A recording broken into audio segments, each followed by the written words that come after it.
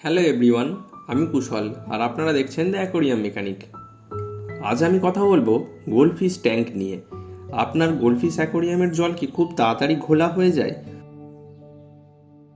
অথবা অ্যাকোরিয়ামের জল থেকে কি বাজে স্মেল আসে? অনেকেই ভাবেন এটি নর্মাল, কিন্তু আসলে কিছু ভুলের জন্যই এমনটা হয়। আজ আমি আপনাদের দেখাবো 10টা সিম্পল কিন্তু প্রো টিপস, যেগুলি ফলো করলে আপনার গোল্ডফিশের ট্যাঙ্কের জল থাকবে কাঁচের মতো ক্রিস্টাল ক্লিয়ার। তাই ভিডিওটি শেষ পর্যন্ত অবশ্যই দেখুন, কারণ শেষের দিকের টিপসগুলো অনেকেই জানেন না। এটি কেবলমাত্র গোল্ডফিশের জন্যই না, যে কোনো ফিশ অনলি অ্যাকোরিয়ামের ক্ষেত্রে এটি প্রযোজ্য। এখন আসি পয়েন্ট নাম্বার 1, অ্যাকোরিয়াম সাইকেলিং। সবচেয়ে গুরুত্বপূর্ণ। প্রথমে অ্যাকোরিয়ামটি সেট আপ করুন, তাতে দিন পরিষ্কার জল, অ্যাড করুন ভালো মানের ফিল্টার মিডিয়া। সাথে আপনি লিকুইড ব্যাকটেরিয়াও ইউজ করতে পারেন। অ্যাকোরিয়ামে জল দিয়ে ফিল্টার দিয়ে অ্যাকোরিয়ামের ফিল্টারটি 7 দিন আপনি চালিয়ে রাখুন। এই সময় কোনো রকম জল পরিবর্তন করবেন না। আস্তে আস্তে আপনার ট্যাঙ্কটি ম্যাচিওর হবে বা মাছের জন্য উপযোগী একটি বাসস্থান হবে। এটিকেই আমরা অ্যাকোরিয়ামের ভাষায় অ্যাকোরিয়াম সাইকেলিং বলি।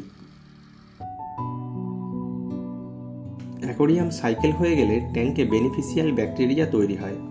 মাছের ওয়েস্ট, পড়ে থাকা খাবার ইত্যাদি জলের ভিতরে পচে গিয়ে টক্সিন তৈরি করে, যা এক কথায় অ্যামোনিয়া বিল্ড আপ হয়।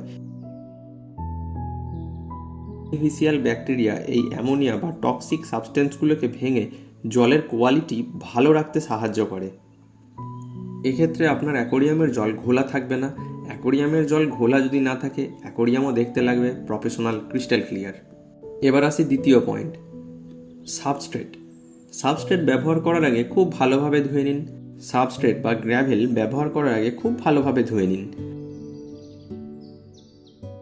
চেষ্টা করবেন প্লাস্টিক ডেকোরেশন বা কালার গ্র্যাভেলস যতটা পারেন এড়িয়ে চলুন। এর পরিবর্তে ন্যাচারাল স্যান্ড, ন্যাচারাল স্টোন ব্যবহার করলে অ্যাকোরিয়ামের জল অনেক বেশি পরিষ্কার থাকে। পয়েন্ট নাম্বার 3, অ্যাকোরিয়ামের সাইজ অনুযায়ী স্ট্রং ফিল্টারেশন ব্যবহার করুন। গোল্ডফিশ অনেক বেশি ওয়েস্ট প্রডিউস করে, তাই তাদের জন্য পাওয়ারফুল ফিল্টারেশন খুবই গুরুত্বপূর্ণ। ফিল্টারে ব্যবহার করুন ভালো স্পঞ্জ, সেরামিক রিং, বায়ো বল এবং আদার্স ফিল্টার মিডিয়া। ফিল্টার জলের ময়লা পরিষ্কার করে।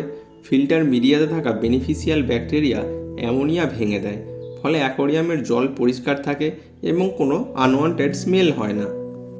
ফিল্টার মিডিয়া হলো সেই জায়গা যেখানে বেনিফিশিয়াল ব্যাকটেরিয়ার কলোনি তৈরি হয়।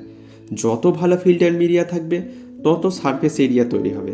এর ফলে বেশি বেনিফিশিয়াল ব্যাকটেরিয়া বসবাস করতে পারবে। 4 নম্বর পয়েন্টে আসি, ওভারক্রাউডিং। কখনোই ওভারক্রাউডিং করবেন না। একটি অ্যাকোরিয়ামে বেশি মাছ রাখলে খুব তাড়াতাড়ি ওয়েস্ট তৈরি হয়। এর ফলে জল ঘোলা হয়, তা থেকে বাজে স্মেল আসে। তাই সবসময় ট্যাঙ্কের সাইজ অনুযায়ী মাছ রাখুন। স্ট্যান্ডার্ড রুল, 2 ফুট অ্যাকোরিয়ামের জন্য 2টি গোল্ডফিশ। পয়েন্ট নাম্বার 5, কখনোই ওভার ফিডিং করবেন না।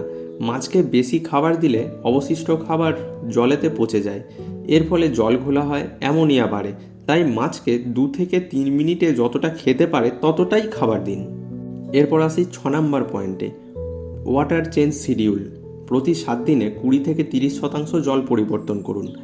এছাড়া অ্যাকোরিয়ামের গ্লাসটি ভিতর থেকে পরিষ্কার করুন একটি তুলো দিয়ে।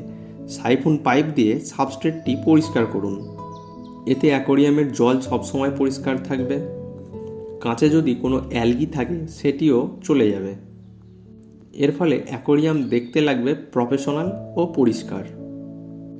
কখনোই অ্যাকোরিয়ামের বাইরের কাছে ডাইরেক্ট কলিন বা কোনো ক্লিনিং এজেন্ট স্প্রে করবেন না।